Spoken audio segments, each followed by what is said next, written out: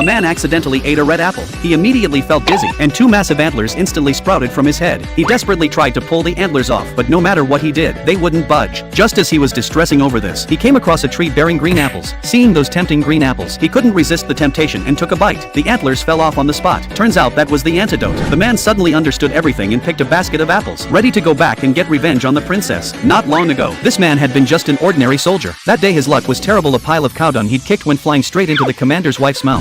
The result? Immediately thrown in prison. As he was pulling his hair in frustration, a little mouse suddenly scurried out from under the bed and told him there was a treasure that could change his fate hidden in the drawer. The man skeptically went to look. After rummaging around for a while, he actually pulled out a deck of cards that shone blindingly bright. Just then, the jailer delivering food was attracted by the light and wanted to gamble a few rounds with him. The result shocked everyone no matter how terrible the cards the man drew were. As soon as he slapped them on the table, the card values would instantly increase, beating his opponent's hand. After a few rounds, he'd won money, won possessions, and finally even won his freedom. The jailer was so stunned his jaw wouldn't close. After getting out of prison, the man used those cards to easily earn his first fortune on the streets. But he wasn't satisfied and went to challenge the local magistrate. Without any suspense, the official was beaten so badly quickly reached the king's ears, and the king immediately summoned him to the palace. After a few games, even the king's face turned green from losing. The man was so scared he knelt and begged for mercy. Unexpectedly, the king's eyes lit up, and he sent him to gamble with a neighboring monarch to win back lost territory. Sure enough, he completed the mission with ease. The king adored him, even gave him a medal, and even the princess secretly fell for him. However, this drove the ministers crazy with jealousy. They fabricated lies to frame him, and the princess began to doubt him because of it. After the banquet ended, the man came home dead drunk, and the princess took the opportunity to swap his magic cards for a bottle of wine. Meanwhile, the ministers kidnapped him and pushed him straight off a cliff. He woke up lying in a valley surrounded by wild fruit. That's how we got to the scene at the beginning of the story. He disguised himself as a fruit vendor and snuck back into the palace. He happened to run into an elderly maid. She ate a few bites of apple and instantly became young again. She was so shocked she nearly jumped up and rushed to tell the princess. The princess was crying over her lost horse, but after seeing the maid's transformation, she didn't hesitate to buy all the apples and stuff them in her mouth.